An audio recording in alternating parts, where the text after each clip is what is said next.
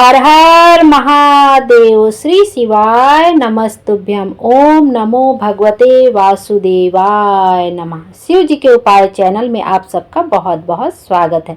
आइए आज के वीडियो में हम गुरुवार व्रत कथा का श्रवण करेंगे। गुरुवार का दिन भगवान विष्णु को समर्पित होता है। इस दिन केले के वृक्ष की जड़ में भगवान विष्णु को चने की दाल और गुड़ का भोग लगाया जाता है। उसके बाद अपने हाथ की हथेली में थोड़ा सा गुड़ और चने की दाल लेकर भगवान विष्णु की व्रत कथा का श्रवण किया जाता है। आपको कोई कथा सुनने के लिए मिल जाए तो बहुत अच्छी बात है, नहीं तो आप एक घी का दीपक जलाकर स्वयं भी कथा का श्रवण कर सकते हैं। यदि आप कथा कहते हैं और कोई सुनता है और हुंकारा भरता है तो बहुत अच्छी बात है, नहीं तो आप स्वयं एक घी का दीपक जलाकर कथा सुनते हुए हुंकारा अवश्य भरते रहिए। अपने मन में ही आपको हुंकारा भरते रहना चाहिए। आइए अब गुरुवार की व्रत कथा का श्रवण करते हैं। प्राचीन समय की बात है। एक नगर में एक बड़ा व्यापारी रहता था। वह जहाजों में माल लदवाकर दूसरे देशों में भेजा करता था। वह जिस प्रकार अधिक धन कमाता था उसी प्रकार जी खोलकर दान भी किया करता था। परंतु उसकी पत्नी अत्यंत कंजूस थी। वह किसी को एक दमड़ी भी नहीं देने देती थी। एक बार सेठ जब दूसरे देश व्यापार करने गया तो पीछे से बृहस्पति देव ने साधु वेश में उसकी पत्नी से भिक्षा मांगी। व्यापारी की पत्नी बृहस्पति देव से बोली, हे साधु महाराज, मैं इस दान और पुण्य से तंग आ गई हूँ। आप कोई ऐसा उपाय बताएं जिससे मेरा सारा धन नष्ट हो जाए और मैं आराम से रह सकूं। मैं यह धन लुटता हुआ नहीं देख सकती। बृहस्पति देव ने कहा, हे देवी, तुम बड़ी विचित्र हो। संतान और धन से कोई दुखी होता है। अगर अधिक धन है तो इसे शुभ कार्यों में लगाओ, कुंवारी कन्याओं का विवाह करवाओ, विद्यालय और बाग बगीचों का निर्माण कराओ। ऐसे पुण्य कार्य करने से तुम्हारा लोक परलोक सार्थक हो सकता है। परंतु साधु की इन बातों से व्यापारी की पत्नी को खुशी नहीं हुई। उसने कहा, मुझे ऐसे धन की आवश्यकता नहीं है जिसे मैं दान करती फिरूं। तब बृहस्पति देव बोले, यदि तुम्हारी ऐसी इच्छा है तो तुम एक उपाय करना। 7 बृहस्पतिवार घर को गोबर से लीपना, अपने केसों को पीली मिट्टी से धोना, केसों को धोते समय स्नान करना, व्यापारी से हजामत बनाने को कहना, भोजन में मांस मदिरा का सेवन करना, कपड़े अपने घर धोना। ऐसा करने से तुम्हारा सारा धन वैभव नष्ट हो जाएगा। इतना कहकर बृहस्पति देव अंतर्ध्यान हो गए। व्यापारी की पत्नी ने बृहस्पति देव के कहे अनुसार 7 बृहस्पतिवार वैसा ही करने का निश्चय किया। केवल 3 बृहस्पतिवार बीते थे कि उसकी समस्त धन संपत्ति नष्ट हो गई और वह परलोक सिधार गई। जब व्यापारी वापस आया तो उसने देखा कि उसका सब कुछ नष्ट हो चुका है। उस व्यापारी ने अपनी पुत्री को सांत्वना दी और दूसरे नगर में जाकर बस गया। वहां वह जंगल से लकड़ी काट कर लाता और शहर में बेचता। इस तरह वह अपना जीवन व्यतीत करने लगा। एक दिन उसकी पुत्री ने दही खाने की इच्छा प्रकट की, लेकिन व्यापारी के पास दही खरीदने के भी पैसे नहीं थे। वह अपनी पुत्री को आश्वासन देकर जंगल में लकड़ी काटने चला गया। वहां एक वृक्ष के नीचे बैठ अपनी पूर्व दशा पर विचार कर रोने लगा। उसी दिन बृहस्पतिवार था। तभी वहां बृहस्पति देव साधु के रूप में सेठ के पास आए और बोले, हे मनुष्य, तू इस जंगल में किस चिंता में बैठा है? तब व्यापारी बोला, हे महाराज, आप सब कुछ जानते हैं। इतना कहकर व्यापारी अपनी कहानी सुनाकर रो पड़ा। बृहस्पति बोले, देखो बेटा, तुम्हारी पत्नी ने बृहस्पति देव का अपमान किया था, इसी कारण तुम्हारा यह हाल हुआ। लेकिन अब तुम किसी प्रकार की चिंता मत करो। तुम गुरुवार के दिन बृहस्पति देव का पाठ करो। 2 पैसे के चने और गुड़ को लेकर जल के लोटे में शक्कर डालकर वह अमृत और प्रसाद अपने परिवार के सदस्यों और कथा सुनने वालों में बांट दो। स्वयं भी प्रसाद और चरणामृत लो। भगवान तुम्हारा अवश्य कल्याण करेंगे। साधु की बात सुनकर व्यापारी बोला, महाराज, मुझे तो इतना भी नहीं बचता कि मैं अपनी पुत्री को दही लाकर दे सकूं। इस पर साधु जी बोले, तुम लकड़ियां शहर में बेचने जाना, तुम्हें लकड़ियों के दाम पहले से चौगुने मिलेंगे, जिससे तुम्हारे सारे कार्य सिद्ध हो जाएंगे। उसने लकड़ियां काटी और शहर में बेचने के लिए चल पड़ा। उसकी लकड़ियां अच्छे दाम में बिक गई, जिससे उसने अपनी पुत्री के लिए दही लिया और गुरुवार की कथा हेतु चना गुड़ लेकर कथा की और प्रसाद बांटकर स्वयं भी खाया। उसी दिन से उसकी सभी कठिनाइयां दूर होने लगी, परंतु अगले बृहस्पतिवार को वह कथा करना भूल गया। अगले दिन वहां के राजा ने एक बड़े यज्ञ का आयोजन कर पूरे नगर के लोगों के लिए भोज का आयोजन किया। राजा की आज्ञा अनुसार पूरा नगर राजा के महल में भोज करने गया, लेकिन व्यापारी व उसकी पुत्री तनिक विलंब से पहुंचे। अतः उन दोनों को राजा ने महल में ले जाकर भोजन कराया।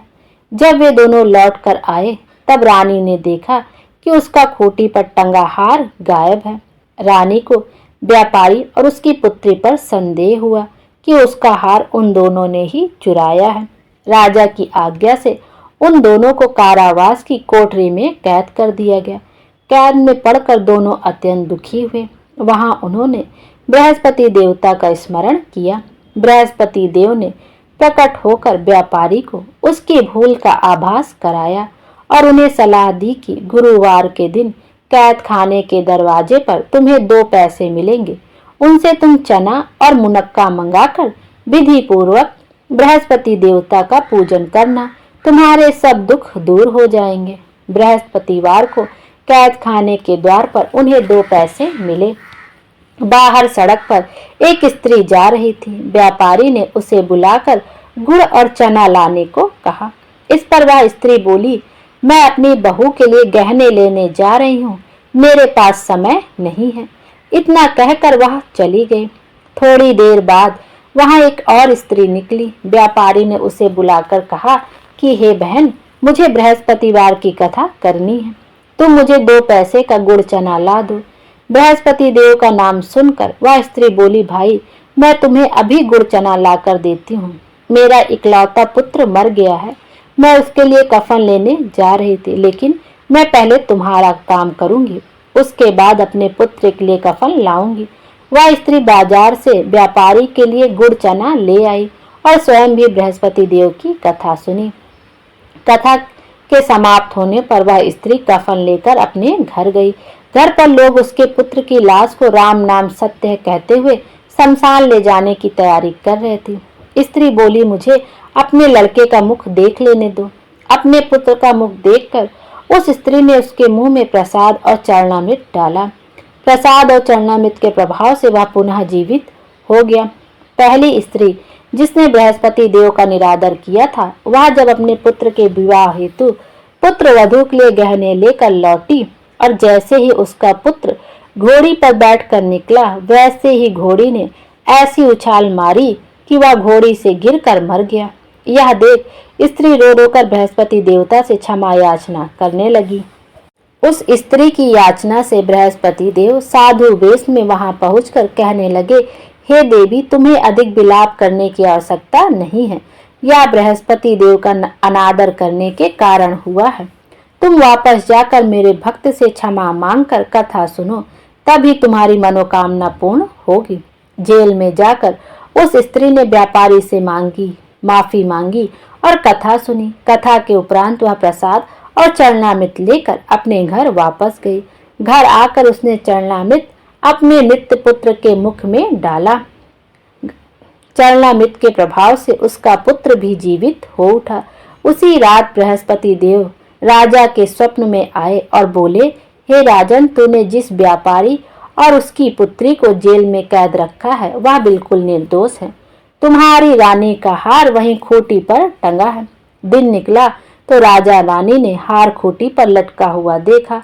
राजा ने उस व्यापारी और उसकी पुत्री को रिहा कर दिया और उन्हें आधा राज्य देकर उसकी पुत्री का विवाह उच्च कुल में करवाकर हीरे जवाहरात दिए। बोलो बृहस्पति देव महाराज की जय। आइए अब बृहस्पति देवता की आरती का भी श्रवण कर लेते। ओम जय बृहस्पति देवा, जय बृहस्पति देवा, छिन छिन भोग लगाऊं, कदली फल मेवा। ओम जय बृहस्पति देवा, तुम पूरन परमात्मा, तुम अंतर्यामी, जगत पिता जगदीश्वर, तुम सबके स्वामी।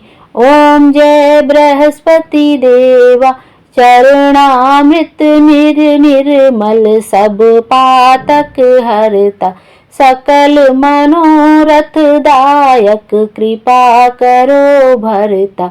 ओम जय बृहस्पति देवा, तन मन धन अर्पण कर, जो जन शरण पड़े, प्रभु प्रकट तब होकर, आकर द्वार खड़े।